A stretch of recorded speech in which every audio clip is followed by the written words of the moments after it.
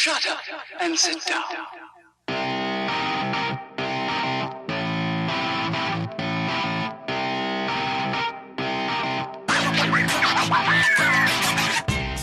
Episode 30 of No One Asked Us, coming at you from location. Greg Choate, Logan Lee, thanks for joining. Follow us on all our social media channels, on our YouTube. Our socials are above us, as well as the show Twitter account. Email us if you have any questions or topics you want us to talk about, or if you want to get in on our picks. We had a couple people message us picks last week, and they did better than us because we didn't do very well. We'll get to that here in a little bit. Also, in the description on wherever you're getting this, we do have chapters in the description. If you don't want to listen to all our football talk, you can skip ahead to Big Brother or whatever we talk about at the end, whatever movie Logan watched and is reviewing. Skip ahead. Easy to use, easy to access, and easy to listen. So thank you for joining us, Logan. Another week in the books. We're going to start the show with something that we've kind of talked about doing for a little bit, but never really did it. We just kind of recapped the weekend. We're calling it tentatively Moment of the Week. That's a working title. Not sure what it's going to land on, but Logan, what was your moment of the week for the last 7 days?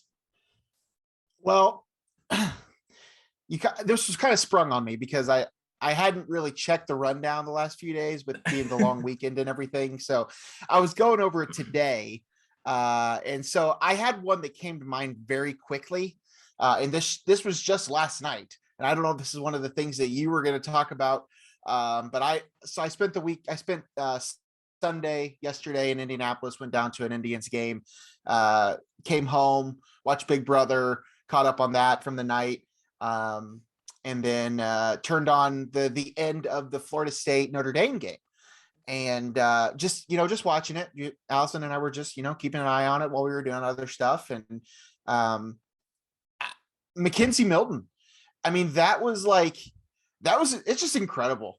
That story, going from a legitimate Heisman candidate at UCF for 2 seasons to having a potentially career-ending injury where he's shut down. He last took a snap in 2018, I believe. Is that how it worked? Yeah, because he missed 2 full years. Basically spent 2019 and 2020 recovering from the injury. And then now he enters this season as the number 2 quarterback for Florida State.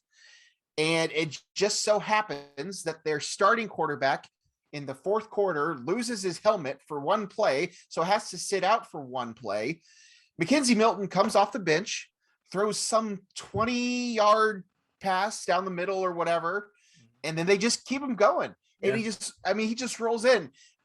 Florida State didn't win the game. They lost in overtime. Brian Kelly made some weird joke in his post-game interview, whatever. That's besides the point. I have no idea what will happen week 2 for Florida State.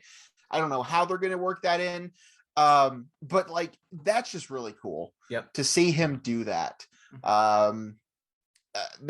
It's remarkable. I mean, because even his doctor was at the game, and they had the quote from his doctor basically saying, there's very little chance that you will ever play football again.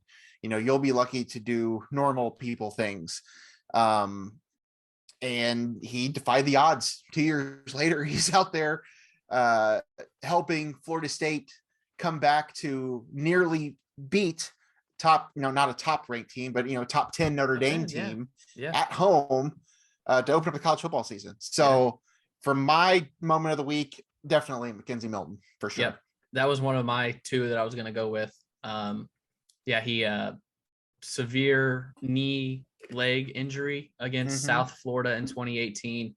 I looked it up last night. I didn't watch the actual play because I've seen it enough, but I did see pictures of what his leg looked like.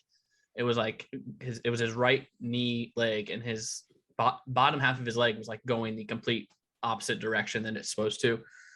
The doctors called him a medical miracle. The fact that he's even, I think that they said the fact that he's even walking on it was a miracle. So for the fact that he was playing was incredible. I think it's very Alex Smith like. Yeah.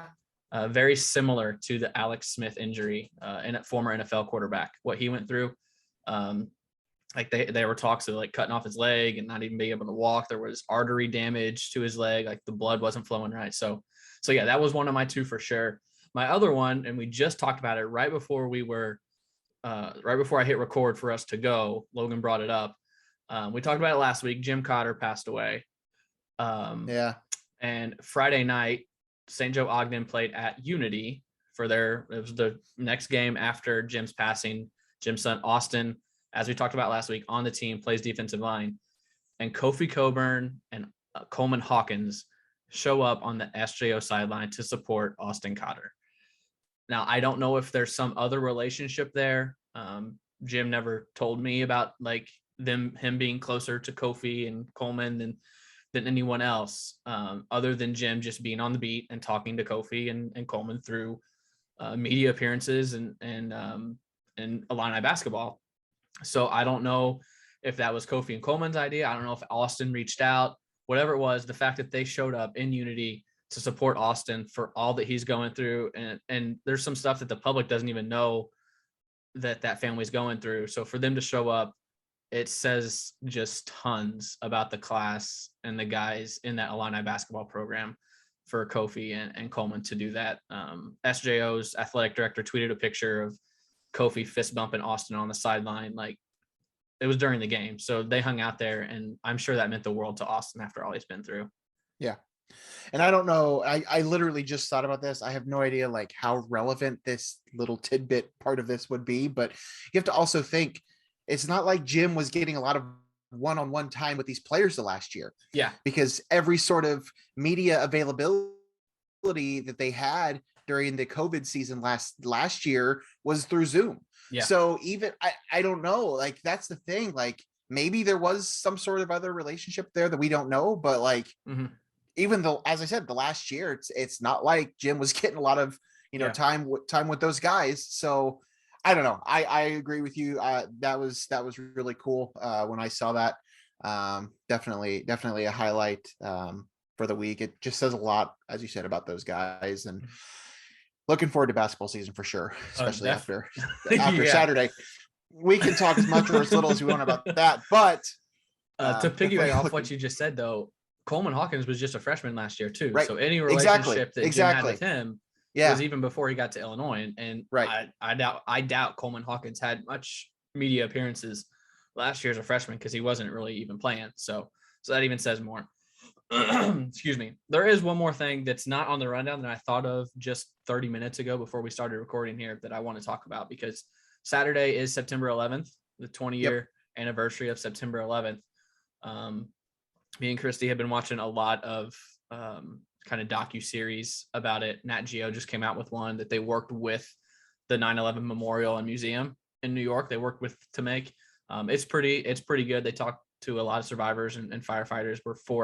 We've watched 4 of the 6 episodes. I've been to the 9/11 Memorial and all that stuff. So every year this time, I don't know that I want to say it means a little more, but it feels different having been there at Ground Zero and walked through the museum and all that. Yeah. Same. So, I mean, do you remember specifics of that morning and where you were? I'm sure you were in school or on your way to school. Yeah. No, I do. I was in 5th grade. What I remember about it is that one of our teachers, I'm from a small town, but had happened to be that one of our teachers, she was our language arts teacher or whatever. Her daughter was living in New York City at the time. Wow. So, I think she was actually from New York. I don't know. I don't remember the story, how she ended up, in Central Illinois, but the point is that her daughter was in the city. So she had no idea, for a while. There was no communication. Yeah. I mean, everybody, even as young as we were, we were young, but we were old enough to know what was going on. Yeah. Had you and I just been a little bit younger, I don't think we'd have the same sort of relationship or reaction to the whole thing. But I think we were just old enough that we were able to understand it. So yeah, I remember, one of the another student coming into the room and telling us what had happened. And we just like, I'm sure most every student at the time spent the rest of the day watching coverage. And, teachers were just as shell shocked at the rest of us, trying to use this as some sort of educational experience, but nobody really knew much of anything. We're all kind of learning everything at the same time. And then of course, you go home after school, and that's all we were doing there too, is just watching all the coverage. So I'm right there with you. I too have, I have gone through the museum and Ground Zero and all that stuff as well. It's a, I went there, I've been there one time, and we were probably there for at least an hour or two, but that's the place you could easily spend 10 hours and still not go through and see and read everything that's there. Yes. There's just so much to it. And, obviously this year is a little different being 20 years. Right. So there's, going to be a lot more coverage and a lot more things about it. I know that there's, the Yankees and the Mets are playing I believe it's on the day that, Wow. I believe so. They're, Wow. That's what Fox is promoting that. So, wow. I just, it was certainly a crazy time, but as I said, I think we were just the right age to, we were just old enough to really understand what was going on. Yeah. At least that's how I feel about it. Yeah. The Yankees and Mets are playing a series starting on Friday, so they will be playing a game that night on Saturday night at Citi Field. So wow, that's awesome. Yeah. I'm sure they did that on purpose, probably. Don't you Oh think? yeah. Oh Yeah. yeah, I'm sure. Similar to you, I was already at school in my homeroom, so I don't remember the exact time, but for that to happen, it would have had to have been after 8:00 Central Time. So it's not like we were learning of it as it was happening. I was in 6th grade. One of the other 6th grade teachers came in and leaned over to my teacher who was sitting at her desk, and it was like one or two sentences, and my teacher's face just went completely flush. Yeah. And I think we were all mingling, and I think we all were just like, that doesn't look right. And I think she just told us the World Trade Centers have been hit. And I'm going to be honest, I didn't know what the World Trade Centers were. I had no clue. I figured it. If I'm being totally honest, the first thing that came in my head was the pyramid in Memphis. I don't know why, but I remember thinking that the World Trade Center was the pyramid building. I don't even know if I knew it was in Memphis. I just thought it was the pyramid building.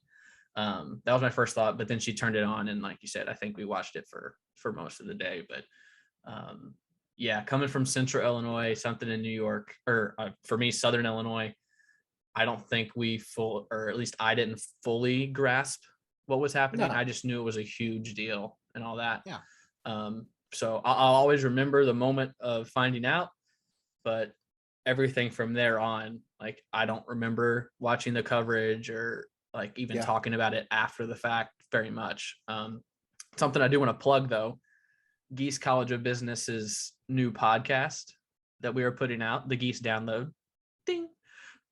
The guest this week, I think it's coming out on Wednesday, is Dean Jeff Brown for the college, who was working in the White House on September 11th. Oh, wow. It is like the stories he tells in that are just incredible. So everyone check that out Wednesday. He was in the White House when the planes hit. So check out the Geese Download on YouTube on Wednesday to hear from Dean Jeff Brown on that. Also, thinking about all the families that lost loved ones that day, almost nearly 3,000 lives taken. Firefighters, I mean, they're heroes, man. Heroes. Yeah. That's all you can say. I mean, they saved a lot of lives that day, and even civilians saved a lot of lives. So what we think about everyone over the weekend, as we do every year around this time. Moving on to football. Do we have to? I've cooled down. We'll get into that. I've cooled down from Saturday. But Logan, let's recap it. Illinois loses to UTSA 37-30 Saturday night. I got it on my way there. I left Louisville about 2:30ish. I think it was 2:30ish to go up to the game, and I crossed into Indiana like I did last week, like I'm going to do every game I go to. I crossed into Indiana to look at the lines because Indiana is the only place I can bet on Illinois if I wanted to. And the line had moved to 4.5, which when we talked on Monday of last week, it was 6. I was like, oh God, what's going on here? Like, why is there movement? So I texted someone with athletics, and I was like, hey, is there something going on? And they were like, no. So no one knew anything. So I was like, okay, I mean, this is going to be a close game. And then as the game started going, I was like, you can't lose this game. Like, what's going on? I know it's 2 good teams. I know Vegas thinks it's going to be a close game, but Illinois cannot lose this game. And they did. They just did not make enough plays, did not make any stops. Just ugly defensively all around. UTSA was doing pretty much whatever they wanted. Illinois has never defended a slant pattern, I don't think. They got hit by those 4 plays in a row in the first half for like 4. I think it was like a 6-play drive that scored, and 4 of them were slant plays right from the right side, right across the middle. Illinois was playing soft, like 10 yards off the receivers. It just didn't make any sense. And I think that's my biggest thing. So I'll go on a little bit more of a rant here in a little bit, I'm sure. But Logan, I'll toss it to you. Did you watch the whole game? Did you turn it off? So this is my relationship that I've had with Illinois football for the last several years. Okay. Assuming that I am not busy doing something else, I usually have the game on. Yeah. It may not be on my TV. I might be watching it on a second screen while I'm doing something else, but I usually have it on. If I get to a certain point where the game requires my full attention, it will receive my full attention. That game never required my full attention. Oh. I don't know. There was just something about it. I had it on the whole time, but I could just tell early. This just wasn't going to go the way I think you and I had hoped. Yeah. I mean, I made the statement last week that, I don't think I can consider it a trap game because I don't think that Illinois was good enough for it to be a trap game. You said it. They're not trappable. Yeah. They're not good enough to be trappable. Yeah. I mean, they were just the lesser opponent in those 2 in that game. Yeah. From start to finish. I mean, yeah, I thought that Illinois could be fine. And obviously we both picked Illinois to win that game. I think we were a little too optimistic after they beat Nebraska. Yeah. In which we'll talk about that as we get to the power rankings, because that's going to be an interesting discussion. But there just wasn't much to celebrate with that game. I mean, I don't know. It's not like they got blown out. I mean, it was a 7-point loss honestly, a good UTSA team. Yeah. This is a team that played in a bowl game last year, will likely be in a bowl game this year again. It's just hard because it's a non-Power 5 school. Mm-hmm. It's a school that most people aren't familiar with. They are, it's a school that more or less a directional school. They started a football program 11 years ago. This is only their 11th year of football, which I didn't know until Saturday. It's rough. And I know you definitely have a lot of thoughts and opinions, and you've already expressed some of those on Twitter and got people fired up about them. And I cannot wait to hear your thoughts. But just from my standpoint, I mean, listen, I'm going to continue to watch Illinois football this year. I'll have every game on until they just don't deserve my attention. Which at that point, I mean, whatever. But I'm not going to say this is the make or break for the season. I don't think either of us predicted that this was really going to be, a 7 or 8 win team. I still certainly think that there's still, another 4 or 5 winnable games out there, but this was one that you probably should have got if you were going to get to that point. Yeah. And unfortunately, they did not. Yeah. So 10 minutes before kickoff, I was in my seat. And I was like, oh, crap, I forgot to set the DVR before I left. So I pulled up on the app. I was able to do it on my app. I DVR'd Illinois and UTSA. Then I was also like, oh, Clemson, Georgia is going to be great. It's playing at the same time. I'm going to DVR that as well. Yeah. I have no plan. I've already deleted the recordings of both games because Clemson, Georgia was 10-3, and I do not want to watch that. And I like I said last week, normally I go back and I rewatch most, if not all, Illinois football games just to see what I might have missed or what they were talking about on the broadcast. Deleted it before I even started it. Actually, I did go to the very last play. Did you remember the last play? Casey Washington caught it in the back of the end zone, but he was out of bounds. They never showed a replay on the video board, and I was upper deck, east balcony, so I was very far away from it. I knew it was out of bounds, but I didn't know how close he was. So I went back to see how close he was to being in, and he was not really close, 4 feet away. So not even close. But I mean, UTSA jumped out to a 14-0 run.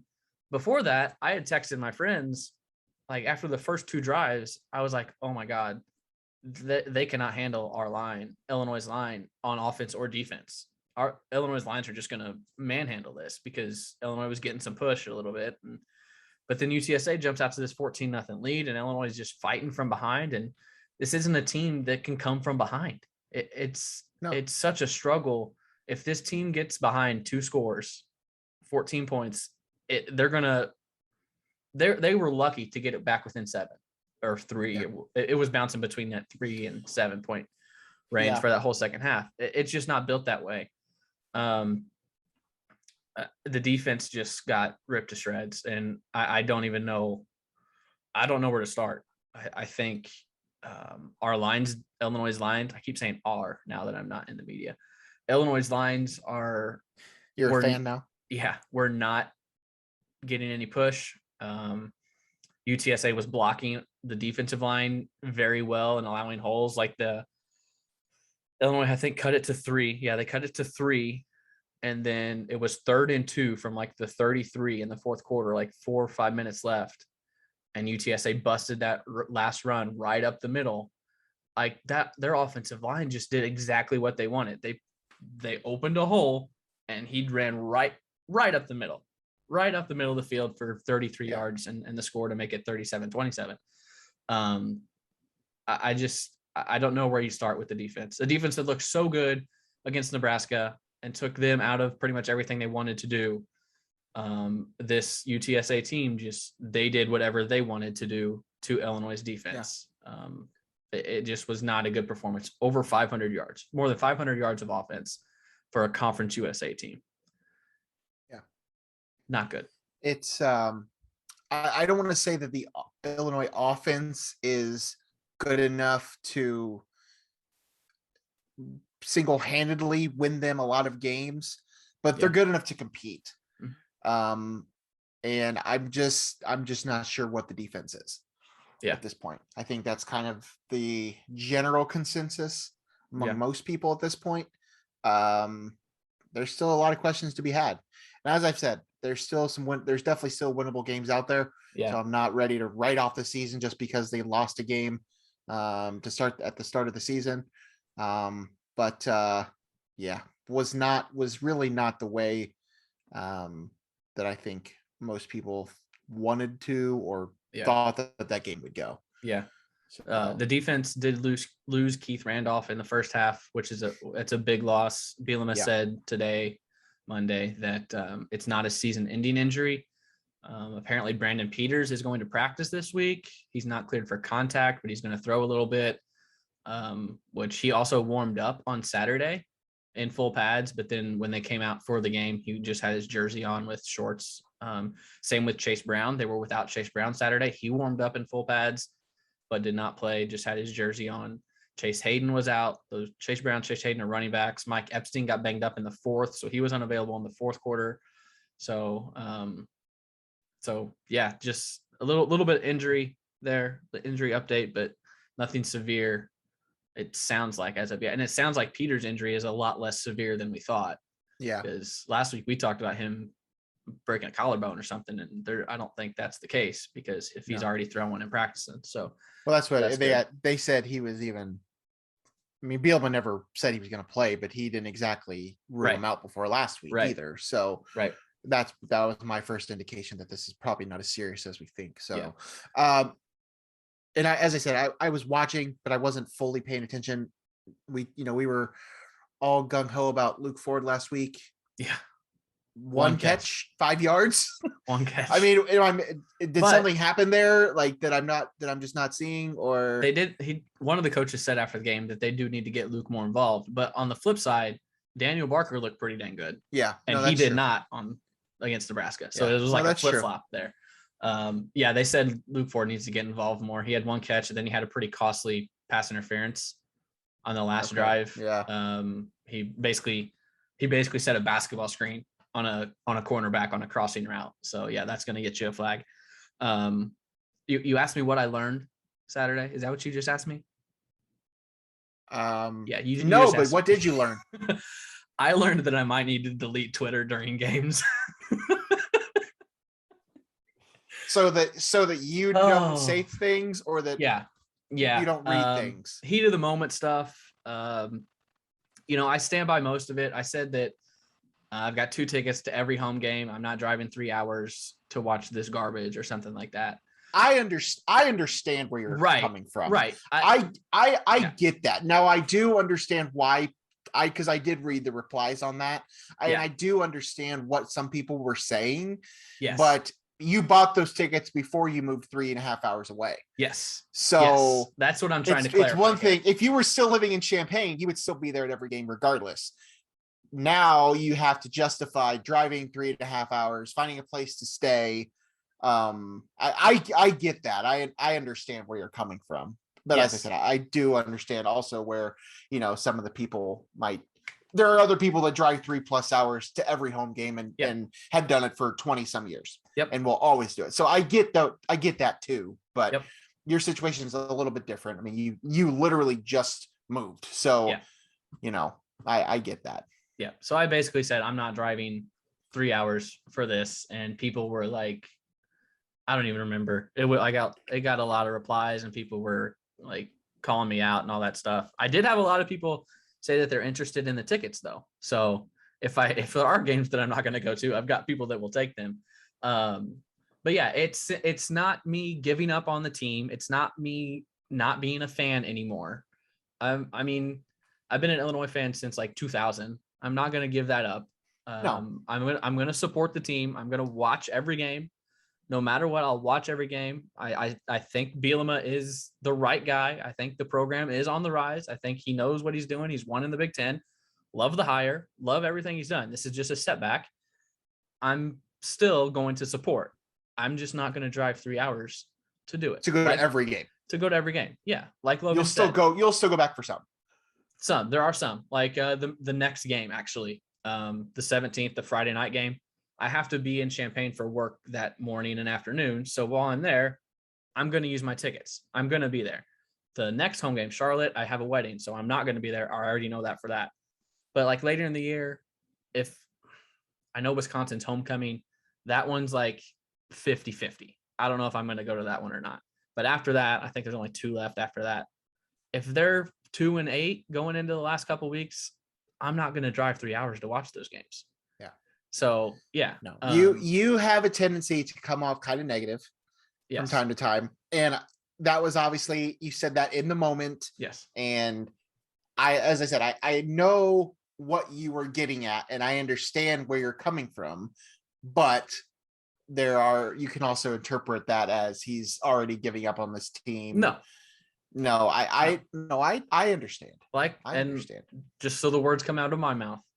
I bought these season tickets. I actually bought these season tickets like the month or 2 after I got out of TV. I bought them in like spring or summer of 2020 because there was talks that only season ticket holders were going to be able to go to the 2020 games. So I was like, okay, I'm going to buy my season tickets. Obviously, no fans were allowed, so it got rolled over to this year. So I accepted the rollover and kept the tickets.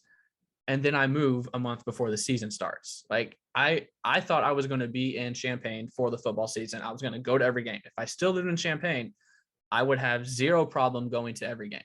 That's what it is.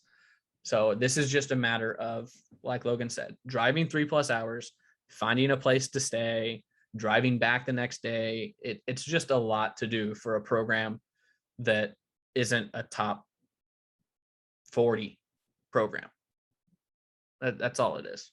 So, So that's where I'm at with that. I need to be better about Twitter, not coming off. At what point did you actually tweet that? It was during the game, right? It was during the game. It was before the final drive. Okay. I'm pretty sure it was after that long touchdown run I was telling you about. Okay. Yeah. I'm pretty sure it was after they made it 37-27. I was like, all right, with like 4 minutes left, I was like, all right, I'm done. I can't do this. And I almost had the tweet ready to quote it and be like, okay, I'll give it a second chance. I'll give Illinois a second chance. Like super bad. I'll give home ec a second chance. So I had it ready for if and when Illinois came back and won. You'll still see me at some games. I'm still so supportive of the program. I just don't know that I can drive 3 hours. The last fact that I want to throw out, and I tweeted this as well. This is the 4th time in the last decade that Illinois has lost their bye game, B-U-Y, not B-Y-E, B-U-Y game at home in the last decade. They lost to Louisiana Tech in 2012, Western Michigan, Eastern Michigan, and now UTSA. One was, I think it was 18-19. I think it was back-to-back years. 19, they actually lost to Eastern Michigan and still went to a bowl game. So not the end of the world. I also said, I bet there's no other Power 5 programs that have done that. And I have since had beat writers from Kansas and Arkansas both say, actually, it has happened. just today, Arkansas beat writer, pretty big following. He has like 35,000 followers. Tweeted me a GIF of how much money you want to put on that. So I think it happened at Arkansas. I think after Bielema left. So okay. I don't remember when 2017, 2018, maybe he got fired. So yeah, it's just, and I think that's my issue is this is so Illinois because we're so used to losing these bye games. And we talked about it last week, how we always catch these group of 5 schools when they're at their best. They're supposed to be the easy wins on your schedule, but Illinois has always seemed to catch these good group of 5 teams. And it came back to bite Illinois again this year. So Illinois drops to 1-1.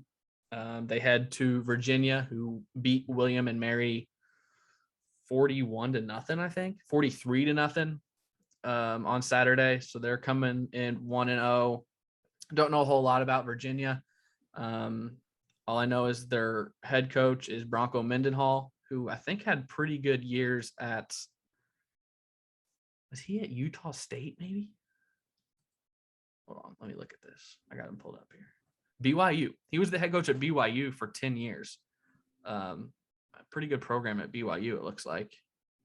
Or he was able to sustain a good program at BYU. Yeah, he had 1, 2, 3, 4, 5, 6, 7, 8, 9, 10. His first year they went 6-6, and every year after that they had a winning record. So good head coaching record for Bronco Mendenhall. Hasn't been great at Virginia. 2-10 the first year, 6-7 the second year. Last 2 years have been good, 8-5, 9-5. He's gone to 3 bowl games in 4 years. I think they declined. I think I just saw they declined a bowl game last year, maybe. Yeah, declined to participate in a bowl game last year. They were 5-5 in 2020. So decent program. Don't know a whole lot about their roster. Illini Stats and Notes was tweeting out some stuff this morning. It's the first regular season matchup ever between Illinois and Virginia, which is always cool for teams to meet for the first time.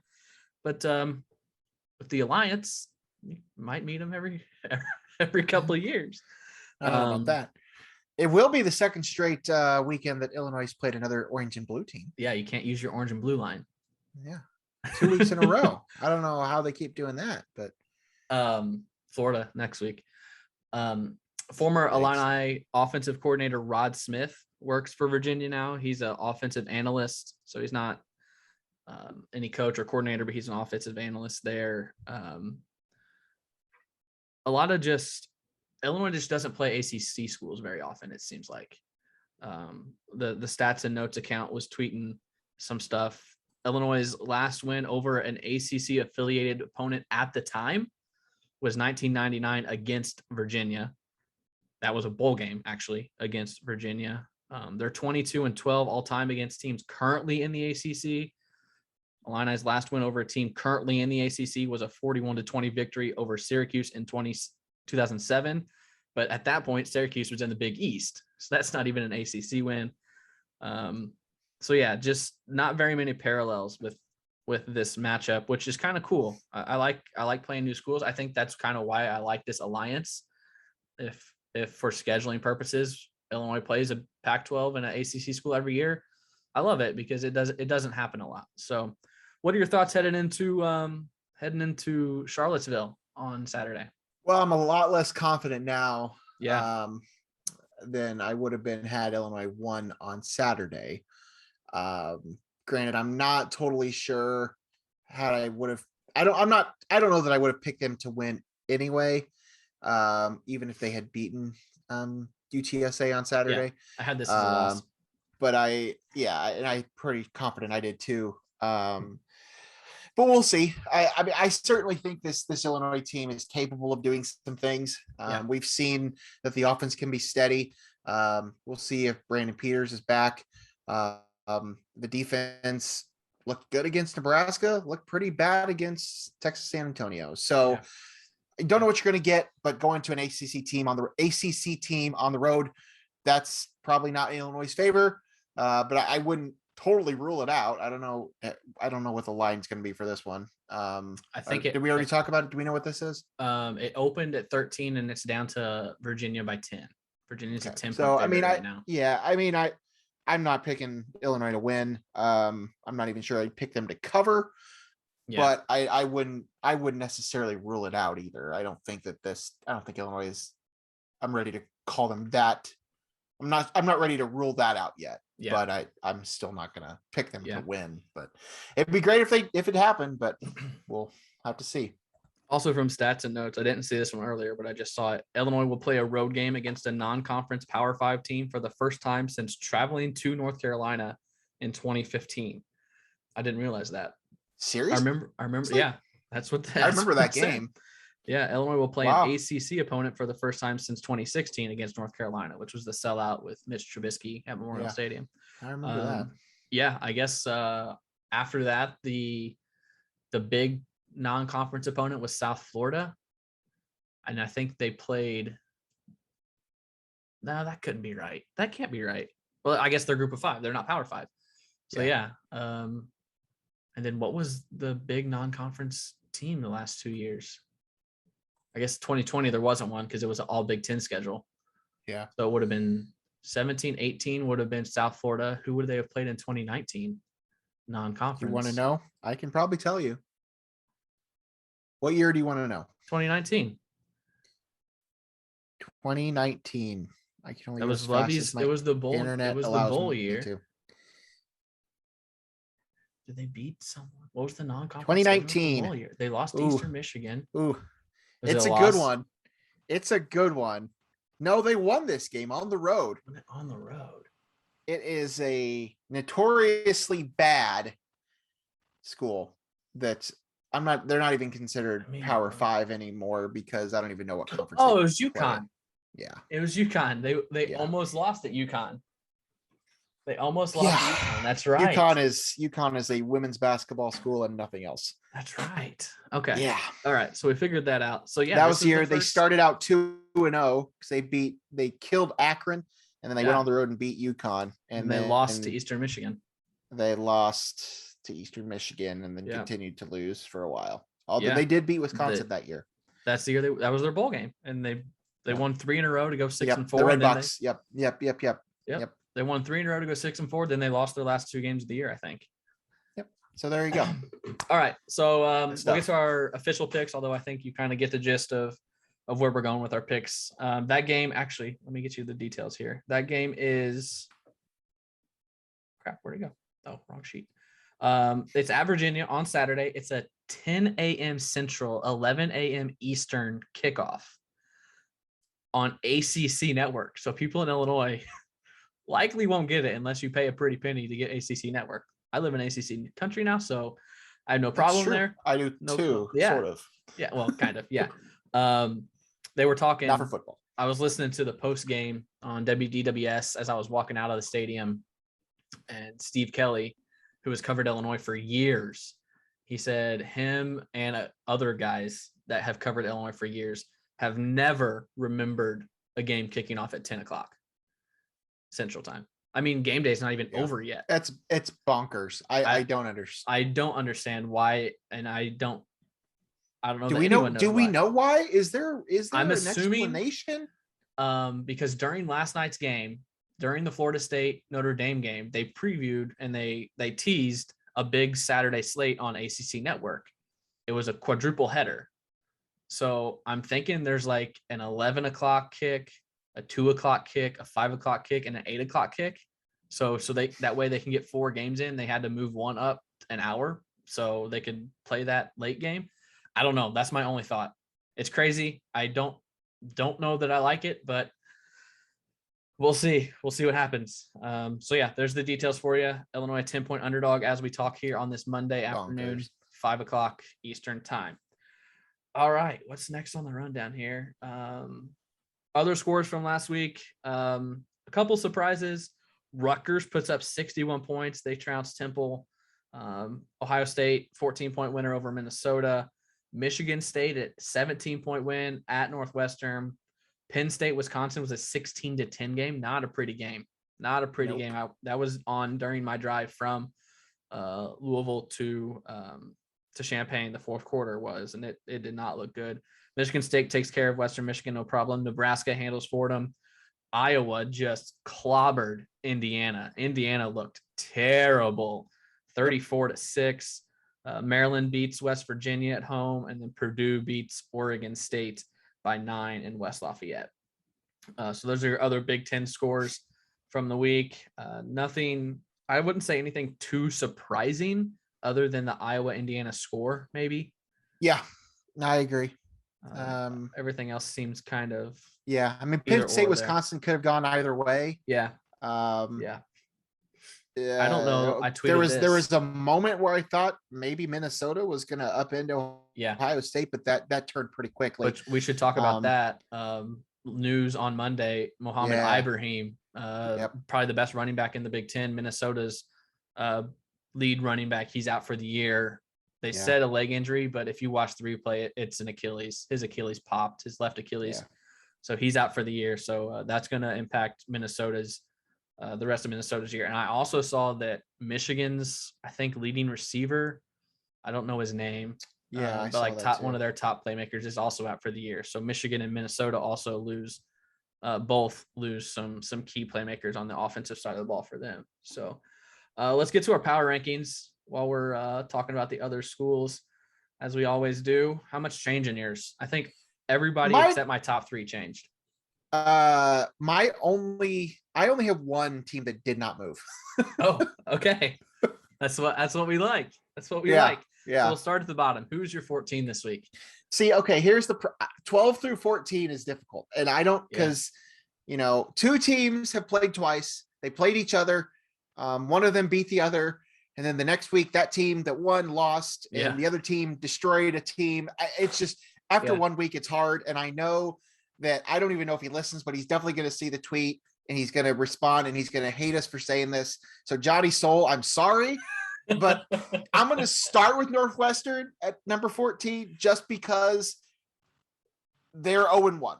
And everybody else at least has 1 win. Oh God, that's so true. I didn't even notice that. I'm sorry, Johnny. I know you're going to be pissed. Like, Northwestern can shoot their way up.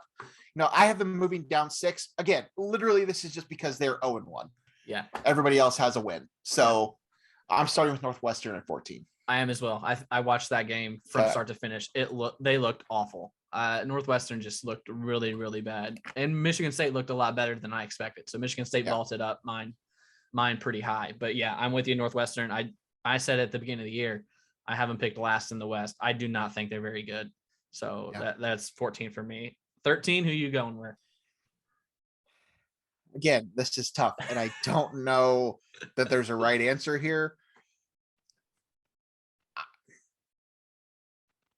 I mean, I'm going with Illinois. Yeah. And I think Northwestern and I think Illinois both finish higher. And maybe even next week they might even both move up potentially. I don't really think Illinois is going to win at Virginia, but just the way the season has started so far, I'm going with Illinois. I mean, Okay. they're 0-1. Everybody else above them, other than Nebraska, has a win. There's 1-0. Illinois had a chance to start 2-0 and shoot themselves way up this list, but they didn't. So I'm going with Illinois at 13. Yeah, Down 3 spots. I thought about it. It was definitely, I was going back and forth, but in my head, I'm just not ready to move Rutgers ahead of Illinois. So I've got Rutgers 13, even though they blew out, scored 61 points against Temple. Yeah. I just cannot bring myself to put them ahead of Illinois yet. No, then that's fair. If they continue to, that's and fair. I think they will vault ahead of Illinois, because I think Shiano is a good college coach, and I think he's going to do going to bring them back to where they're respectable. But just right now, I got Rutgers at 13. I couldn't put them ahead of Illinois. I didn't really know 11 through 14. I just did not really know where to put some of these teams. So that's just where I have it. And I have Nebraska at 12. And then I have Rutgers at 11. Okay. Again, this is literally after 1 week, 2 weeks for 2 teams. Yeah. So there's going to be a lot of changing, but going to be a lot of changing. Right, yeah, for sure. I got Illinois at 12.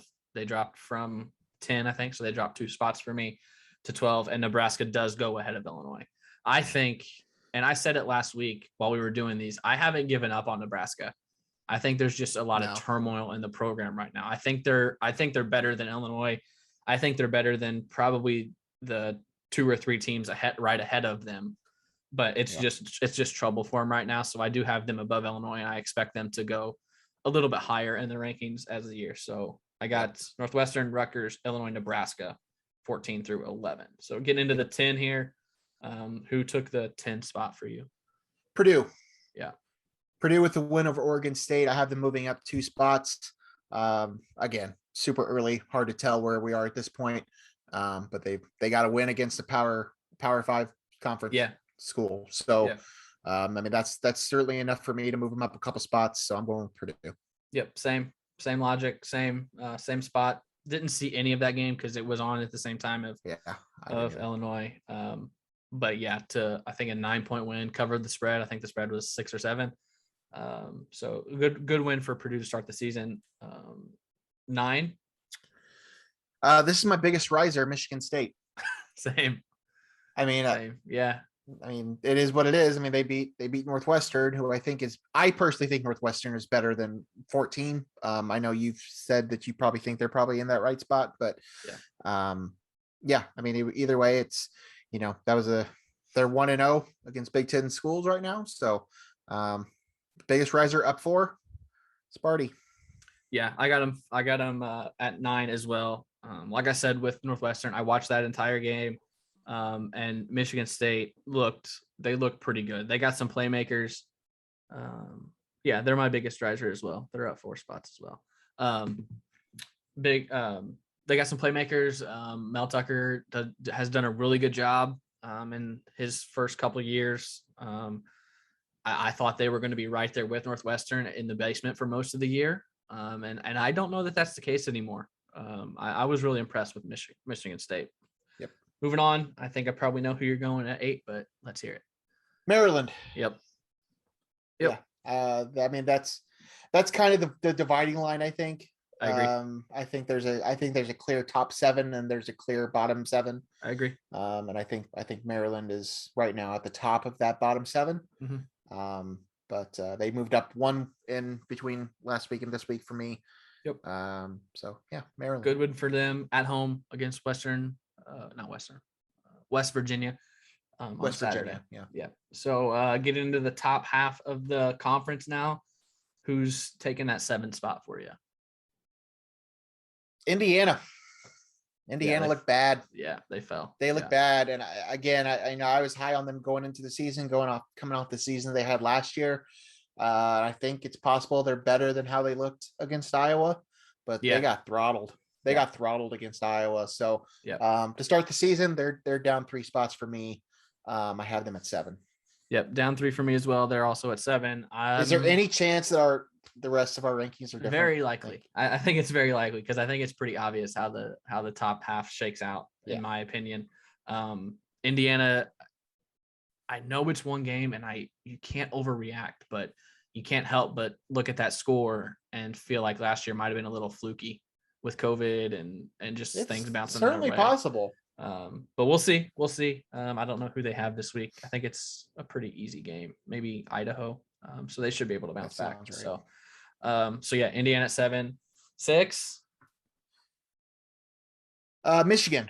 Oh, different. Okay, go ahead. I have Michigan up a spot.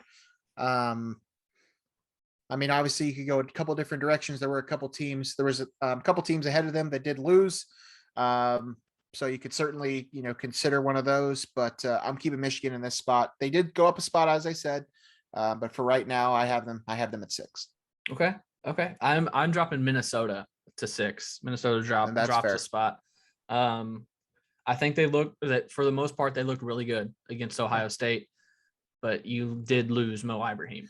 You lose your running back. So yeah. I don't know that they're going to be as good as I thought. I thought they were going to finish second in the West. I don't know that that's possible for them anymore. So and that's certainly something to, keep in mind. I was kind of more going off of just game how results. The week went, as opposed to that. I knew that before I did this, but it wasn't the first thing I was thinking about. So yes, I mean, if I'm trying to predict where they finish at this point, they would probably be lower. But I have Michigan 6 and the Minnesota 5. Yeah, I got Michigan 5. I think I watched a little bit of Michigan on Saturday, just around the house before I left, and it was close for a while, but then they pulled away, and I think their quarterback played really well. I saw his stat line. I think the quarterback had some pretty good numbers, albeit against Western Michigan. But if they can find a quarterback, I think that's been one of Michigan's biggest issues. If they can find a quarterback, I think they'll be right up there. Top 4 now. Who is your 4th? I'm going with Wisconsin. Oh, okay. I had them to start the season. The first 2 weeks we've done this, I had them at the number 2 spot. Yeah. I still think they're probably a favorite to win the West. Okay. But they lost and Iowa won. So that's pretty much how I made that decision. Okay. Just one game in, I'm going with Wisconsin 4. Okay. I went with Iowa. Iowa is also a big riser. I think they rose 3 in mine. Yep. Yeah, 3 in mine. So not quite as big of a riser as Michigan State, but I mean, they looked really good. Typical Iowa team, controlling the ball, doing what they want to do, playing a game how they want to play. So I almost moved them to 3, but I still think Wisconsin's a better team. They played a better team. That's why they lost. So I'm going Iowa at 4, up 3 spots from last week. So you got Iowa at 3. Sure. I have Iowa at 3. Yeah. Okay. It is what it is. I mean, I think at this point, as we said, it's just 1 week and a lot of things can happen. Yeah. Based on one team beat a top 25 team and the other one lost to a top 25 team. Yeah. I mean, that's pretty much how I made that decision. Yep. Wisconsin 3 for me. I have questions about Graham Mertz. Not sure. Not sure about him. He had 1 good game last year to open the season against Illinois. And I think the last 3 games of the year, I think he had 7 turnovers and 1 touchdown or something like that. So he really fell off last year and he didn't look good. He did not look good Saturday. That 10 seems points. to be the general question surrounding Wisconsin football right now. Yeah. And their former quarterback looked really good last night for Notre Dame, Jack Cohn. So I think if Wisconsin can find a quarterback, they can still compete in the West. I don't know that they're the favorite anymore. I kind of like Iowa. I think that's going to be 1-2 now with Michigan or with Minnesota getting hurt. My top 3 stay the same. So I can end the drama now. Wisconsin 3, Penn State 2, Ohio State 1. So your top 2, number 2 changed, right? Yeah. I have Penn State moving up to my 2 spot. That's where I had Wisconsin. Yeah. So Penn State obviously moved up after they beat Wisconsin, and then Ohio State stays at number 1 for me. So Ohio State was my only team that did not move. Everybody else moved at least 1 spot. I don't know that Ohio State's going to move the entire year. No. No, I don't think there's any chance they don't. Yeah. So that's our power rankings. A lot of movement, and I'm sure there will be more throughout the year.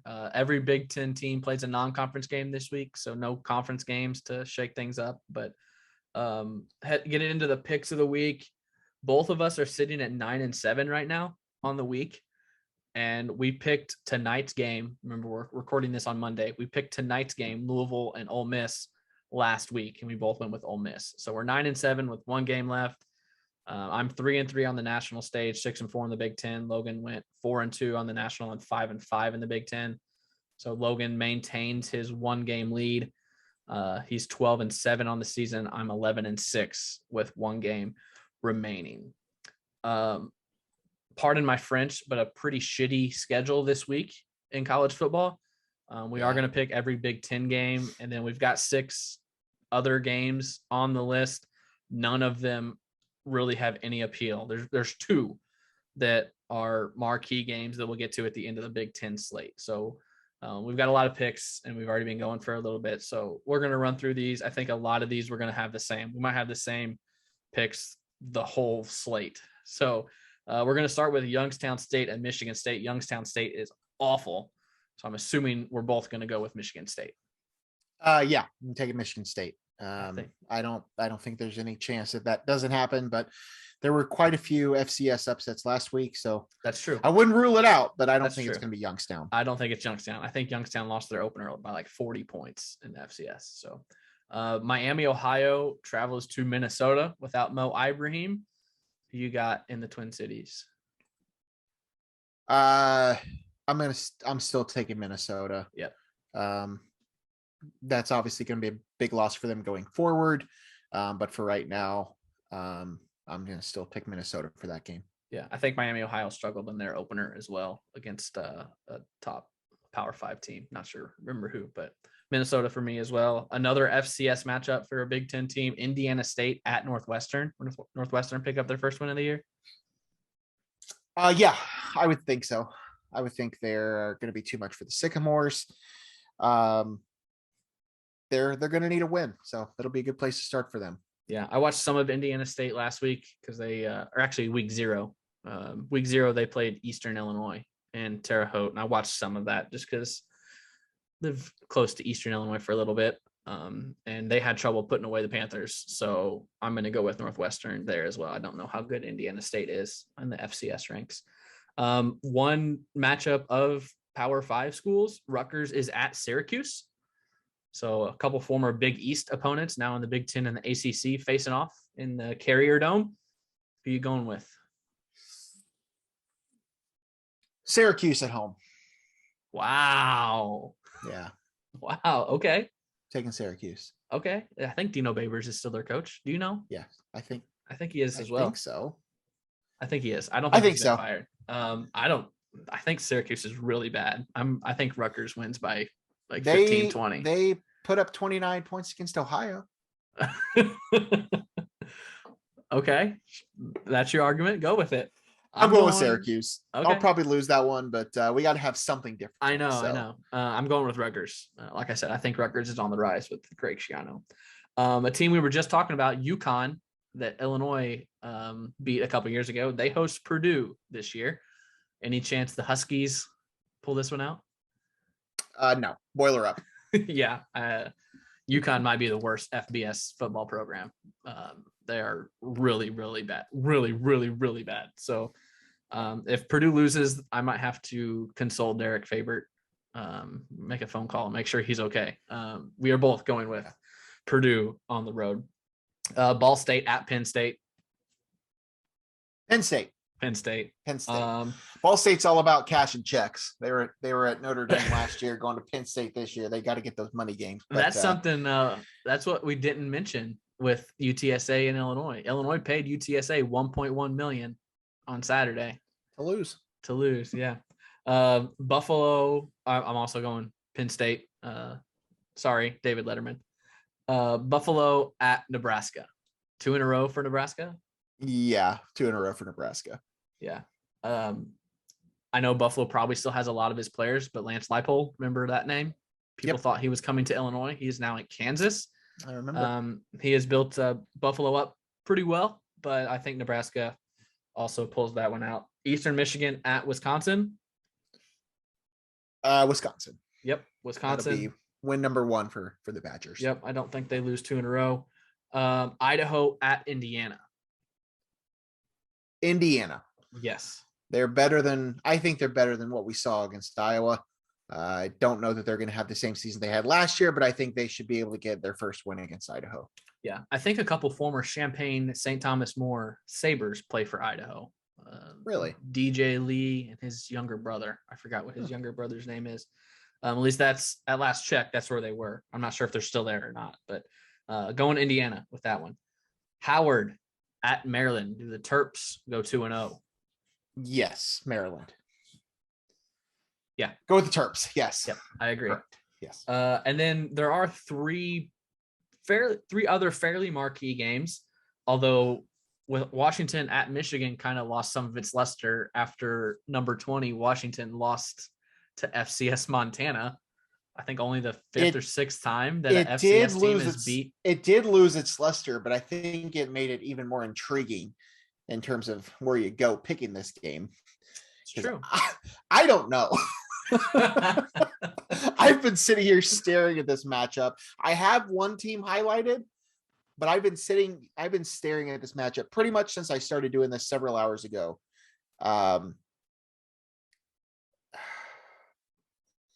Washington's gonna need to bounce back after losing to Montana. This game's in Ann Arbor, correct? I believe so. I didn't look at locations this week. I did not. I don't know if there's any neutral site games or anything. I just have let me two look. teams. This is definitely going to probably have an impact on my selection here. Yeah. Fair enough. This game is in Ann Arbor Saturday night. Okay. This is the Saturday night game on ABC. I don't think any of these games are enough marquee to have them neutral site. The last one would probably be.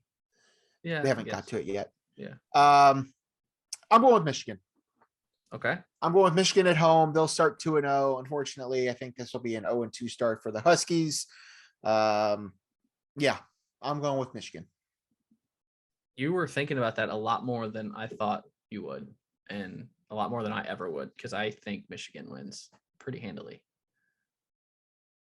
Well, we'll see. I mean, Washington started the season as a top 25 team, and Michigan is not to that point. So that's true. Yeah. That's all right. Both riding with the Big Ten though. Yeah. College game day is in Ames for Iowa and Iowa State. Iowa, of course, took care of Indiana. Iowa State snuck by the UNI Panthers, Northern Iowa Panthers. Who you going with? This is another tough one. I've been thinking about this one quite a bit. This is a tough one. I've gone back and forth on it. I'm going to go with Iowa State. Okay. I think they're the better team. They're going to be at home. As good as I think Iowa is, and as I do think they will be a strong contender for the western half of the Big Ten, I think Iowa State wins this game. Okay. Yeah. I don't know a whole lot about what happened with Iowa State and UNI. I do know that Northern Iowa has been a thorn in the side of Iowa State in the past, and even Iowa. I think they play one of them pretty much every year. I don't know if Iowa State played bad, or I don't know if Northern Iowa is really good. But I'm going to stick with the Big Ten, and I'm going to go Iowa on the road. Don't know why. Okay. Iowa State is a top 10 team. They'll stay in the top 10 because they won, but Iowa might be a top 10 team as well after what they did to Indiana. So it could be a top 10 matchup. Rankings haven't came out yet for this week, which I thought was weird. So we don't have rankings with these picks like we did last week, but I'm going with Iowa. You know what? It's because there's still games tonight. You think that's why? It'd have to be. But none of them, I guess. It wouldn't matter. Like if there's still games in week one, they're not going to release the post week. I didn't think about that until just now. I thought about that, but I thought it didn't matter because neither of them are ranked in the week AP. One. Normally the week ends on Saturday, so they can vote on Sunday and have it out on Monday. Yeah, but that makes sense. Since they're playing games on Saturday, Sunday, and Monday, then makes sense. Yeah, they'll probably be out tomorrow. Couple more Big Ten games. The big one is at the Horseshoe in Columbus, Oregon, traveling to Columbus to take on Ohio State. Any chance the Ducks pull the upset on the road? They could. I mean, the Ducks could certainly use it. I think they're the Pac-12's best shot at a playoff team though I don't think it's likely regardless. Yeah. But if Oregon is able to pull this off, I mean, they're going to be looking and put themselves in a pretty good spot. Yeah. Early in the season. I don't think it happens though. I think Ohio State wins this one at home. Yeah. Again, love that the two programs are challenging each other. Oregon traveling to Ohio State and not being scared. But Ohio State, look, they just have, it's unfair. It is so unfair how good and how many athletes that program has. It's their fourth string running back would start on every other Power 5 team. It's crazy. I know you say that, but we also should probably count our blessings that they're not a part of a different conference. Yeah, that's true. That's true. I mean, I know that we hate getting our butt kicked by Ohio State every year. And by when I say we, I mean literally every other Big Ten team. But I mean, if the alternative is them jumping ship to join the SEC, I'm glad they're with us. So like, that's fine. Yeah. And they're in the East. They're in the power of the Big Ten East. Whatever. Final game, Illinois at Virginia. Any chance? Yeah. I don't see it. No, I don't see it. Line is 10. You're going Virginia. Mm-hmm. Yeah, line is 10. I'm going Virginia as well. I think it's a 2-touchdown game. I don't see it. So, actually, I should have started with other games. So we're going to go to the national games now. Should have done those first, but national games are Salukis. Got a lot of games this week. I know there's only 6 of these left. I like picking games. Sorry. Clearly. Like I said, here in a couple of weeks, the Big Ten games will be cut in half. Right. No, there'll only be 7. I get it. So I get it. These first 3 or 4 weeks, they're going to be a lot of picks. Our Salukis went into a condemned Houck Stadium. Half of the stadium was unusable. They announced the morning of the game or something like that. Or Mike Reese. Day before. Yeah. Sorry, Mike, if you're listening. We feel for you, buddy. They get the huge win over SEMO. Both got that one right last week. Now they get a FBS opponent, the Fighting Bruce Webbers. Do the Salukis take down Kansas State this week in Manhattan? I prefer to think of them as the Fighting Chris Lowrys, but you do you. Do I think it'll happen? No. But I'm going to take them anyway. Go Dogs. Attaboy. Heck yeah. I mean, SIU's no stranger to a FBS upset. No. They did it at Indiana. They almost did it a couple of years ago at Ole Miss. FCS updates are upsets are a regular thing anymore. I certainly think Southern is just as capable of doing that as some of these other schools. Yeah. I don't know that they're necessarily a national championship contender, but I mean, I think they're right in that conversation. They dropped this week in the polls, but that was because they did. Montana, they dropped one spot, but that was because there was like 3 or 4 FCS teams that beat, Group of 5 or Power 5, whatever it was. Yeah. I think one of them was Montana, who jumped from like 9 to 4. So, I don't think it's likely, but I will take Southern. I think they have as good of a shot as anybody. Okay. I would love for it to happen, but I'm going to go with my head with these picks and try and catch you because you're a game ahead. Fair. I'm going to go with Kansas State. Okay. Like we said before, there's not a whole lot of good games in other conferences. So none of these games I don't think any of them are ranked team versus ranked team, but there are a couple high profile programs. So Pittsburgh at Tennessee. Tennessee took a while for them to pull away against Bowling Green last week. I think Pitt is on the rise. I think one of these years Tennessee is actually going to not shit the bed like they seem to do anymore. Right? And I'm not saying that, losing to Pittsburgh would be the start of that, but it's certainly not some of the other losses that they've had the last few years when they were supposed to be top 25 good. I'm going to take Tennessee. Okay. I'll take the Vols. Yeah. There's a family in Pinckneyville that are the biggest Vols fans I've ever seen. Now I haven't come across a ton of Vols fans. But when they were good, we went to church with them. They used to always talk about Tennessee football. I just want that to come back. They're one of the programs that I want to be good. And I don't know if it's one of those things where I don't know if the program was necessarily good or just Philip Fulmer was a really good coach. So I don't know. I like Tennessee. I'm going to take Tennessee here. I just want them to be good. So we're going to go with the Vols. NC State at Mississippi State. Mississippi State almost lost to Louisiana Tech this week. Won by 1 point. I'll go with Mississippi State. At home, riding with Hail State. I'm going to go with NC State. My cousin went to NC State for a semester. That's good of a reason as any. I'm going to go with the Wolfpack of NC State. We do have one ranked team here. Tennessee at former Bret Bielema stop at Arkansas. Tennessee or Arkansas? Is Tennessee back? Not Tennessee. Texas. Sorry. I was gonna say Texas at Arkansas. One of those T schools. So you just gave me a wolf. Was this the Wolfpack? So and this is Texas. Is that the difference? Is Wolfpack? that Hook 'em. Wolfpack? So this is all the differences. Yeah, Wolfpack. So your fingers are you out. were Wolfpack. Hook 'em horns. Texas on the road. Yeah, I'm going Texas as well against their future SEC opponent, Steve Sarkisian.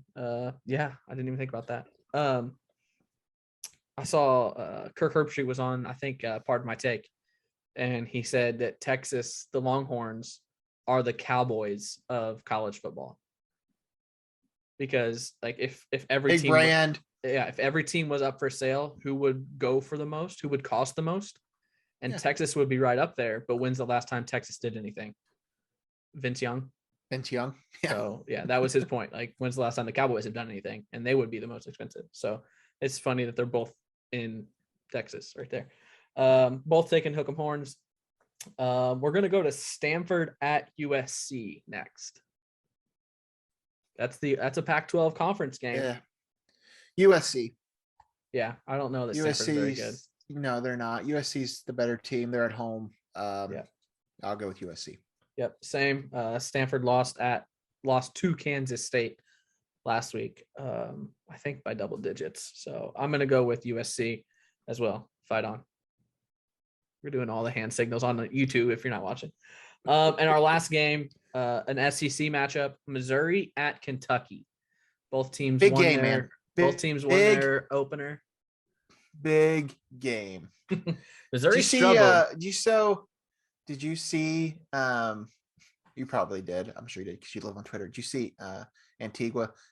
His tweet watching the game. Illinois. Yeah. Made me feel a little happy. I'll go Kentucky. Okay. I'll take Kentucky. I don't even know who I picked. You don't even know. Come on, Craig. For the sake of the show, I don't know if I can do it though. I'm taking Kentucky. I'm not taking Mizzou. Are you kidding me? So those are our picks. A lot of them this week. We'll get those out there and get you updated. NFL kicks off on Thursday. We probably should have spent more time talking about this. I'm excited. I bought 3 NFL jerseys this week. I wanted to ask you about this. That was your other big tweet from the week that I know you had some replies to. So you said you bought 3 jerseys. Yes. But did you actually ever say who they were? No one's guessed them. I never saw it. No one's guessed them. I'm waiting until I get them. Do I have a chance to guess? Sure. Right here in the moment. Give me one guess now, just for the sake of the show. Jeremy Chin. You got to guess 3 at a time, and if you get all 3, I'll tell you if you're right. Oh, I have to. I thought you were just saying guess 1. Shoot, no. That was the only one that I was really going to guess.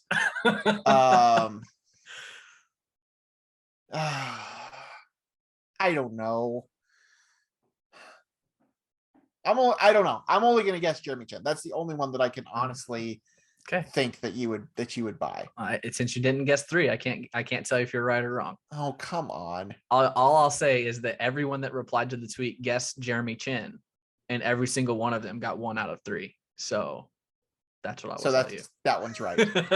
Got it. I cannot confirm or deny. Are the other 2 Illinois players? No. Who would they be? No, that's what a lot of the replies were. That's the thing. I don't even know where your allegiance stands anymore because you swore off the Rams. Oh yeah, I'm not a Rams fan. You've talked about different teams. I don't remember where. I know I posted it. I know I posted it last year. I'm not the Colts. Colts? Tell you 'cause it'll give it away. No, I tried when I moved to Champaign. I tried to jump on the Colts, but I found myself not caring. The thing. I don't remember. There was a team that I announced. There was a team. I I announced my remember you made a allegiance to big a deal team. about it. Yeah. And now I can't remember who it is. So That's going to bug me. If you remember the team that I announced and you think about where I live, you can pretty much guess who I've got. All right. Let me do some thinking here. We'll Okay. move on. Move on. So NFL kicks off Thursday. For those of you that don't know, I bought 3 NFL jerseys. My first 3 I've ever purchased this week. And I tweeted out, I just bought my first 3 NFL jerseys. If you can guess all 3 of them, I'll send you $10 on Venmo or something. And I've got like 12 or 13 replies, everyone naming 3 people, and no one has got all 3. A couple people, pretty much everyone has got 1 right.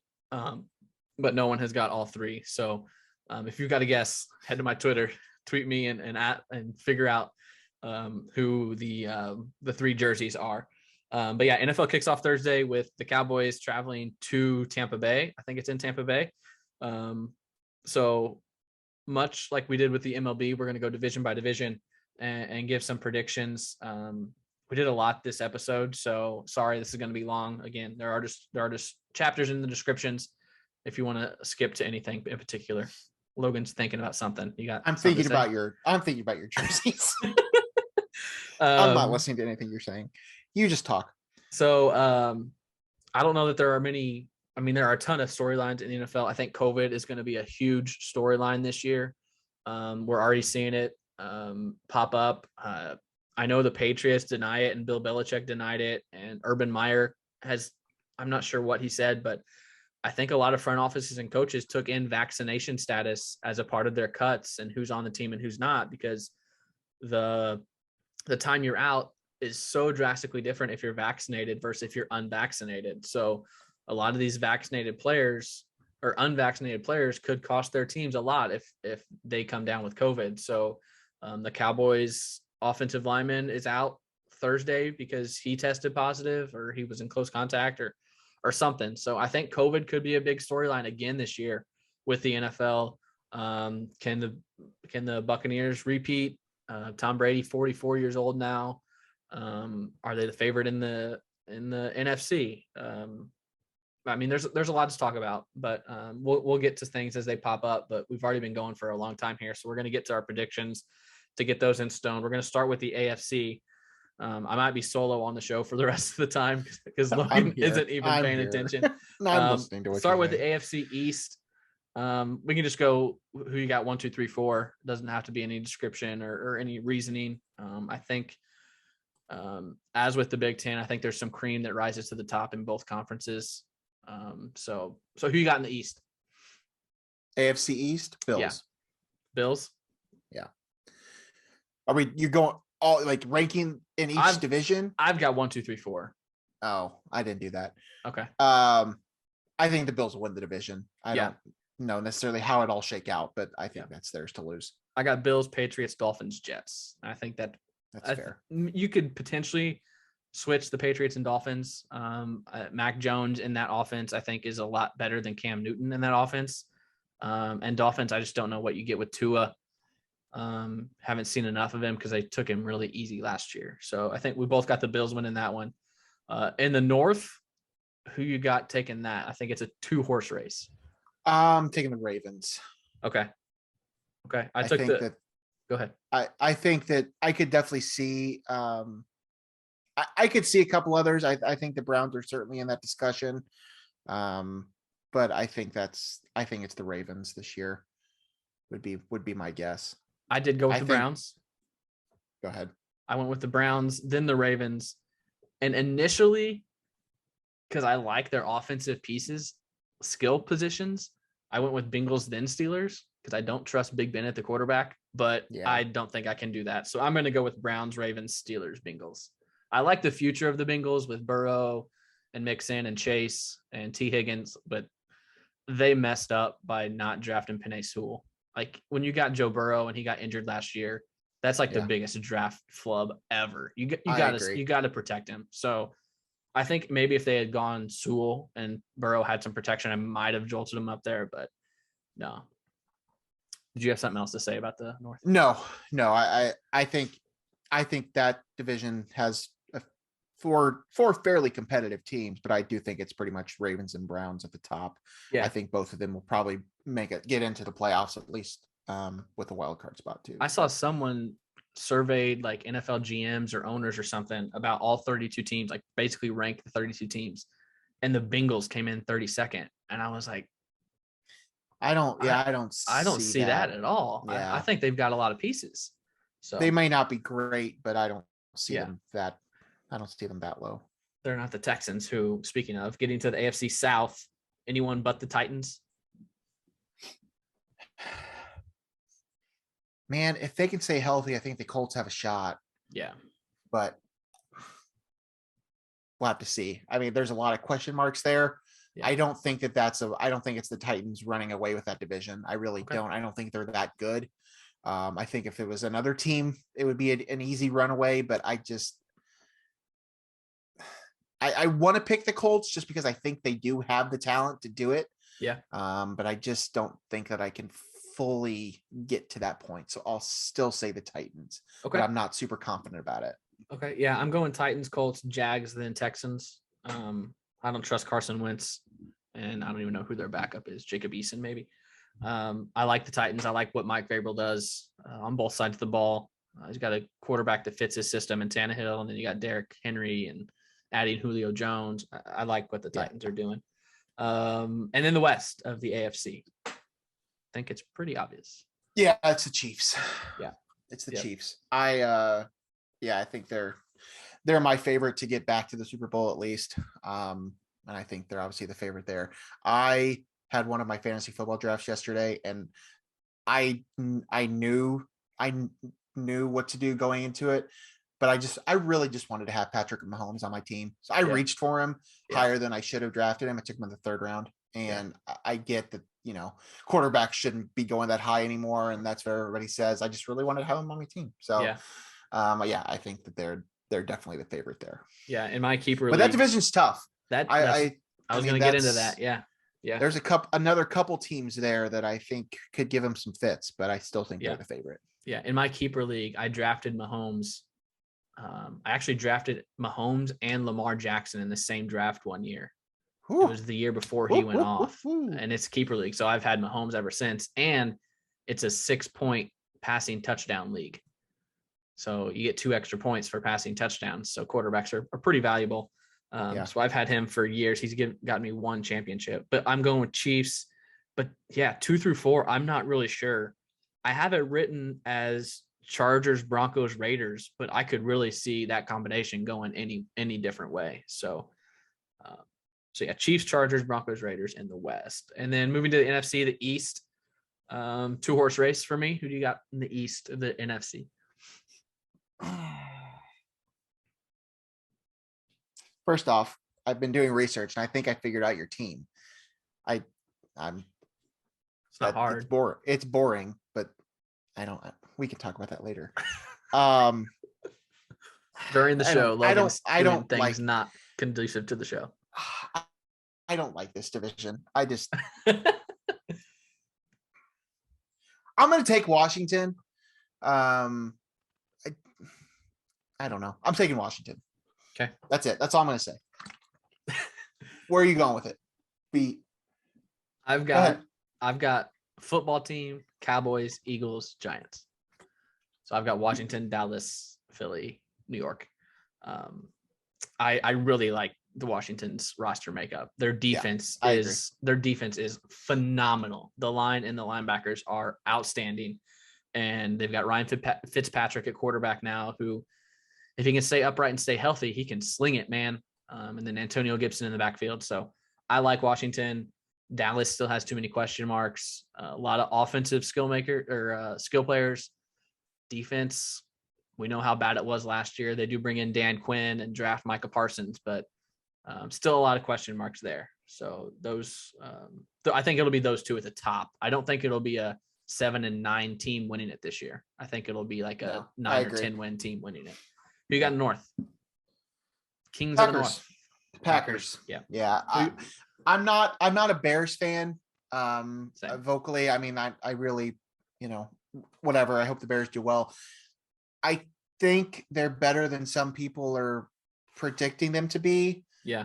I still think they're probably third in the division, That's but what I was gonna ask. I also don't think it's ridiculous to think that they could contend for something. I'm not Yeah. saying they're going to beat the Packers, I think they'll be in the playoff picture. but I think the Bears could certainly be in the playoff picture. But I still think that's the Packers division. Yep. They're going to get one more year, probably with Aaron Rodgers. Yep. That was his best chance to win, was to go back there, and that was their best chance to win to bring him back. So what'll likely happen is he'll probably get one more season there, and then he'll go to Jeopardy and he'll live happily ever after. Oh, Jeopardy's dumpster fire, huh? I'm going Packers in the North. Yeah, Packers, Vikings, Bears, Lions. I almost put Bears second, but just for the fact that they're playing Andy Dalton probably the first 3 or 4 weeks, that's probably 3 losses. The Vikings right are the there, safer so, pick. Yeah. The tired pick is the Vikings. The wired pick, that'd be the Bears. Not the Lions. Logan is so hip to the kids lingo. I'm in like 5 fantasy leagues now, and I started a new one. I'm sorry. I asked Logan to be in it, but we're still waiting because we're working out the kinks, because all of my keeper leagues have gone to 2 or less keepers. And I want a league where you have your core for multiple years. So we did an auction draft keeper league where for each year you keep the player, you add $1 to whatever you drafted him at or picked him up from the waivers at. So I made sure to get Justin Fields in that league. Like he fell, and everyone's max bid was $1. So it basically became a snake draft, because when you nominate someone, no one can outbid you. So whoever you nominate, you get. And I made sure he was my first one, because I think he could be one of the top 5 quarterbacks in the league in the next couple of years. Yeah. So I made sure to get Fields in that league. So I think the future's bright, but I probably watch more Bears football than any. But I'm not a Bears fan. I don't know, maybe just because I lived in Champaign for so long, and I'm also dating someone for Chicago. In the South, I think we both know what this is going to be. Tampa Bay. Oh, Tampa Bay. No, I'm kidding. Yeah, Tampa Bay. Not the Saints. Tampa Bay. Sorry, those days Tampa are Bay done. for sure. Tampa Bay, New Orleans, Carolina, and Atlanta for me. I don't think there's any way. Even if Brady gets hurt, I think their roster is good enough to win that division. Correct. Who's their backup quarterback?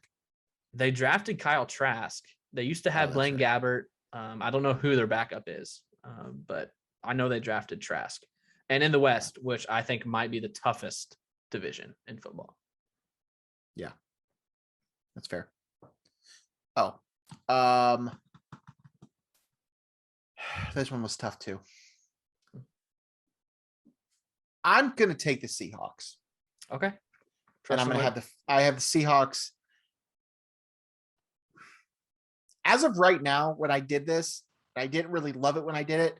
I had 3 of them making the playoffs. I could see it. Do I think it'll happen? I don't know. I have the Seahawks winning, and I have the Rams and the 49ers being as the wild card teams. What, do 7 teams make the playoffs now? Is that what it is? Yeah, I think it's 7. I could definitely see that. Because you'll have the East, probably whoever finished second in the East. The North, the South will only get 1 team. So you've got 3 teams from the West making it. Yeah, I could totally see that. Yeah. So you got the Seahawks. I'm going with the Seahawks, but I think it could be any of those 3. Yeah, I'm going Rams, Seahawks, Niners, then Cardinals. I like the Cardinals' future, but the West is just too tough for them to make any noise. And then the only other thing for NFL we'll make is a Super Bowl prediction. Who you got in the Super Bowl? Packers over Chiefs. Are you serious? Is that the same thing you did? Where's that? Packers beat Chiefs. Are you serious? Yes. I didn't think there was any way. Yes. We are so good at this. This is great content. I'm picking a different one then. That's my head. That's where my head thinks. But for the show's sake, I will take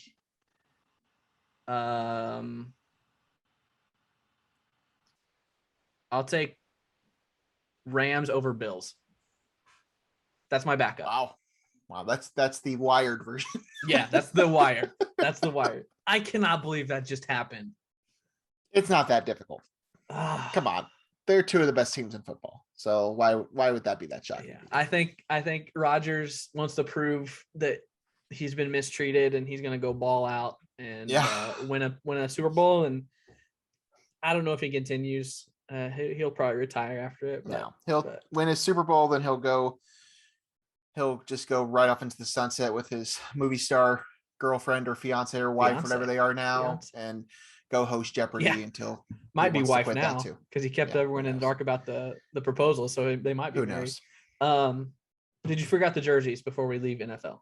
No, I think I figured out who the team is, but I don't know who the jerseys are. So we're going to move on. I'm going to think about this some more. Okay. So moving on to entertainment, Logan, Shang-Chi. Dude, sounds like it was pretty good, huh? It was a blast. The newest movie from the Marvel universe dropped over the weekend. Did pretty well box office wise. Did well comparatively to a normal Labor Day weekend, because Labor Day weekend is usually a dead spot for movies. But really, all things considered, with the pandemic, its first weekend did pretty well. Some of the best action sequences I think the MCU's had. This is a different avenue. I'm not very versed in martial arts movies. They're not really my, I have nothing against them. I just haven't seen a ton of them. I mean, I grew up on Three Ninjas. I don't know if that counts, but that's really, the extent of my martial arts movie. But this is a, all Asian American cast. The first of those that Marvel's done. Several, not big name actors are in this movie. So I think there's certainly a lot of questions going into it. My biggest question going into it was, how is this going to advance the greater MCU storyline? But I think the best thing about this movie is that about 30 minutes into it, I wasn't even thinking about that at all. In fact, I forgot that I was in an MCU movie. It just feels different. And I've said this time and time again, but that's one of my favorite things about what that universe does, what that franchise does, is they take different types of movies and put them into this universe. Yes, there are certainly, there are certainly things about them that are very Marvel-esque. I think that the movie does really well up until the last 30 minutes or so. I think at that point it takes a dip a little bit, just because I wish the final end sequence, I wish all that would have been a little more grounded. They went a little more over the top ridiculous with kind of how, the big villain at the end type thing, that sort of story, which they tend to do a lot in these movies, but that really didn't take that much away from it. I thought the movie was really good. As I said, I think it had it had two action sequences in particular. One of them that's featured heavily in the trailers takes place on a bus. That happens pretty early in the movie, and then there's a second one a little later on, about halfway through. Maybe not halfway through, a little earlier than that. But both of those are really solid. I think it's just a really fun movie. And then eventually by the end, you figure out how this is tied to the MCU. This movie doesn't have a ton of big cameos. It doesn't bring in, Doctor Strange is in this whole movie. I mean, there are a few more smaller ones. And then there, during the post credit, obviously that's usually where you see people. But so there's a couple cameos at that point. But it was good. I really enjoyed it. I'm still struggling on where I'm scoring this movie. The score that I have right now for it, I feel like it's probably a little high. But I'm just really not sure where else I would go with it. So I have it 4.5 stars right now, which is really good. As of right now, I think it's like my second best movie of the year. Again, I think that's probably a little high, but I don't think it's that far off. I think it's certainly, mid to top tier of what Marvel has ever done. It's a really good origin story. There will be a future with this character and these characters.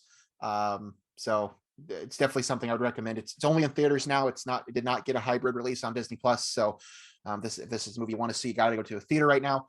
It will eventually obviously be out on DVD and Disney Plus and all that stuff. But Yeah, it's really good. I highly recommend it. And if you are going to see it, I will say this: Disney just released. It's called a Marvel one shot. They did a few of these, but this one took place. I think it was back in like 2000. I don't know, 15 or 16. So this movie, I don't know how much you know about this movie, but it kind of is about. Do you remember Iron Man 3? Do you remember the Mandarin character, the big bad villain in Iron Man 3, which they eventually reveal is Ben Kingsley's actor character? That's just this big joke that he's not actually this big villain that they're making him out to be. Exactly. Iron Man 3 sucked, and it was a terrible villain. It was a terrible twist. But this movie kind of takes that and actually makes it a thing. Like it's actually what it was supposed to be. So there was a Marvel one shot. It's like a 15-minute long movie. Basically, it's on Disney Plus now. It's called now I forgot what it's called. I don't know. If you go to Disney Plus, you'll see it. It's one of the first things that pops up.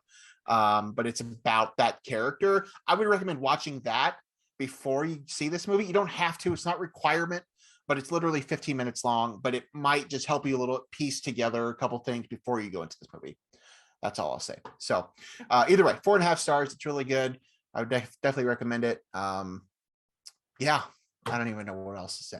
It's a pretty high score. Any further questions, Your Honor? It is. And as I said, I'm still struggling with it just in terms of really where I see it fitting in.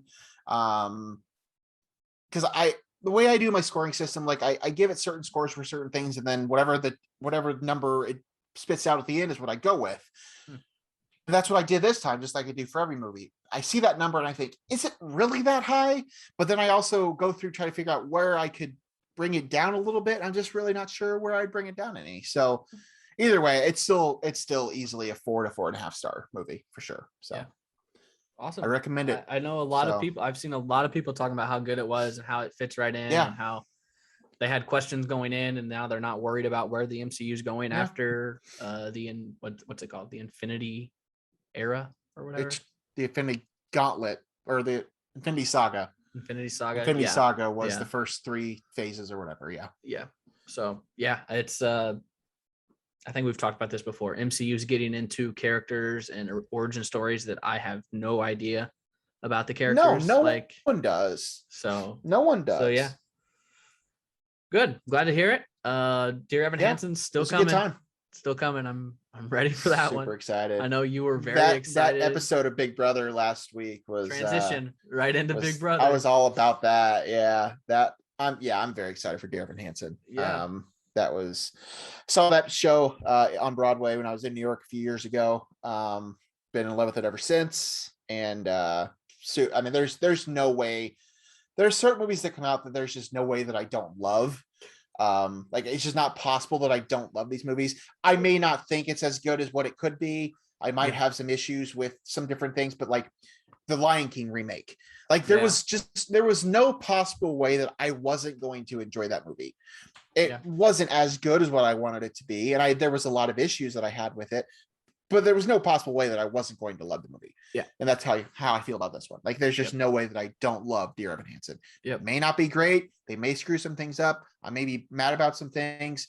It may still get a bad score for me from a, execution standpoint, but I'm going to love it regardless. Yeah. So yeah, I know nothing about it. I know one song from Dear Evan Hansen, but it seems like something that would be right up my alley. So I'm excited to see if you don't know anything about it at this point, go in blind. Yeah. I don't plan on it. Blind. I don't plan on looking anything up or anything. Yeah. Speaking of looking up anything in Dear Evan Hansen, I didn't look up any Big Brother spoilers.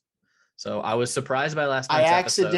I accidentally ran into one. We can talk about that after off the air. But I just watched Sunday night's episode a couple hours ago on Monday afternoon. So I'm caught up with nominations, but I haven't looked up at any spoilers. At this point, normally I've looked up spoilers to see who's nominated, who's got POV and all that stuff, but I haven't looked up anything. So I'm going with what's been on air so far. Recapping last week, Tiffany won HOH. Xavier was up as a third nominee because of a punishment from the previous week, and she nominated Sarah Beth and Kyland. Claire won the Coin of Destiny to overthrow Tiffany, but Claire and Tiffany are really tight, like tied at the hip. So Claire kept everything the same, which allowed Tiffany to compete in the HOH competition this week, whereas Claire had to throw it. So everyone in the cookout was able to compete in the HOH competition. SB was voted out. Sarah Beth was voted out. I think she got a throwaway vote, right? I think Tiffany voted. Tiffany. Yeah. So it wasn't unanimous. Tiffany threw away her vote to evict. But yeah, so SB's gone. The cookout made a plan for Azza or Derek F to win the HOH this week. That way they could get Claire out without Tiffany having to get blood on her hands. Neither of them had won an HOH. But then the HOH competition comes around and everyone sticks to the plan except for Tiffany. Well, no, hold off. First off, Derek F fell within the first 2 minutes. Yeah, the competition. So he was never going to win that. Yeah. Azza lasted a little bit longer, but it's not like she was down to like the last, well, I don't know. How far did she make it? I don't know. I think she made it like 25. Was it final 3? Was she in the final 3 there? Was it her, yeah. Kyland, and Tiffany? Yeah. Okay. So yeah, I can understand that part, but either way, then when it was even down to Tiffany and Kyland, she still continued to not fall. Like she didn't fall for either of them. So yeah, Tiffany pissed off a lot of people this week. She did. And we'll see how that works out for her. Yeah. The cookout is really pissed at her, but she's the HOH, so they can't do anything about it. I understand from her, standpoint of, she wants to win the HOH, and I get that. So she can put Alyssa up. I just don't, for her sake, hope that doesn't backfire on her. Yeah, if she doesn't win if she doesn't win, or if Claire doesn't win HOH next week, I think Tiffany's the first one from the cookout to go up. I think it'll backfire on her before then. It could, because what happens when and if Alyssa wins POV, which I think she's certainly capable of doing. I don't know. Well, what happens if she does? Unless it's a mental thing. I'm just saying. Why? If I wouldn't even, I understand, Tiffany, like, you can't take that risk, but if Alyssa does win, then what's Tiffany going to do? She's got to put up Claire if she's going to stick with the cookout. I think. Or do you think she's going to put somebody else? I think she puts up, if Alyssa comes down. So the noms were Alyssa and Xavier. That's who Tiffany nominated. So if Alyssa comes down, I could 100% see her putting Kyland up there, and Kyland or Xavier going home. So she's just going to end the cookout right there, even though she was the person. Totally see it. She was the person initiating this whole thing, starting this whole thing, spearheading this whole thing. I think she's more worried about Tiffany, Hannah, and Azza being the final 3. A black female being in the final 3 and winning. I get that. Than the cookout as a whole. Now I get that. I think she thinks the men are expendable. That's totally fair. I could see that happening. I'm just saying, I understand Alyssa, why she did it, but I think Alyssa made good points too. No, she did. She absolutely did. I think it was a risky thing for Tiffany to do. I think it could work out in her favor, but I think it could also backfire on her pretty quickly. The whole time I was like, not throw that HOH. The whole time I was like, what do you when Alyssa and Claire? Well, Claire couldn't win, so as soon as Alyssa fell, like, the cookout should have fell in order to let Azza win this and get some blood on her hands. To get rid of. I don't know. I don't know. And as we were watching it, Christy was like, what do you think's going to happen? What do you think's going to happen? I was like, I don't care. I don't like this season. There's just been nothing. It's a whole lot of nothing. They're all talking about doing this and the cookout breaking up and all that. And then in the end, they're just going exactly with the boring picks. So hopefully it heats up here in the last couple of weeks. But as of now, Alyssa and Xavier are on the block. I finished another season of 24. Finished season 4 of 24. Just wanted to get that out there. Don't really have to talk about it because this episode's well over a minute or an hour 30. So utilize the chapters in the description. But yeah, finished season 4, started season 5. Okay. And I looked at season 5, or I looked at the Wikipedia page for 24, and season 5 has a 100% score on IMDb or Rotten Tomatoes or something, and I Yeah. can see why. I'm like 2 or 3 episodes in, and I'm like, oh, this is sweet. Yeah, that was Season I 4 think and that's 5 where we started. were the good ones. So I'm rehooked. It's a great show. It caught me, like it caught me and reeled me in, and then released me back into the pond, and then it caught me again. Wow! So it hooked you. Hook 'em horns. All right. Anything else at the Logan Lee? Frank Schwindel, NL MVP. Cubs on a 7-game winning streak. While the Cardinals blew a 5-1 lead in the 9th yesterday. They were a game and a half back of the wild card, and they blew a 5-1 lead. Schwindel. It's the Schwindy City in Chicago. Schwindy City. I picked him up for my fantasy baseball league a couple weeks ago. So, go Cubs. Yeah. Thanks for listening. No, that's it. Thanks for listening. Thanks for tuning in. Episode 30.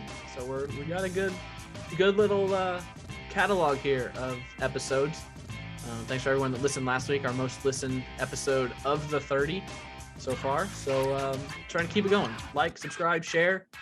Let all your friends know that we're doing this, and come listen to 2 people who don't really know anything talk about whatever they want for 2 hours.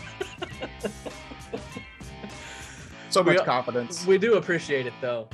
We're trying our best here. It's just somewhere for us to kind of unload and talk through things that we enjoy. And if we continue to watch Illinois football losses, we might talk more about Shang-Chi and Dear Evan Hansen. I got a lot of movies coming up, man. Yeah, got a lot to get to. So no, we might need to start doing twice a week releases, honestly, because I don't know that 2-hour episodes are what we want to do. But thanks for listening. If you listened all the way through, we're sorry to put you through that torture, but we really do appreciate it, and thank everyone for listening and sharing. So for Logan Lee, I'm Craig Schote. That's been episode 30 of No One Asked Us. Under 9 days till Christmas. Bye.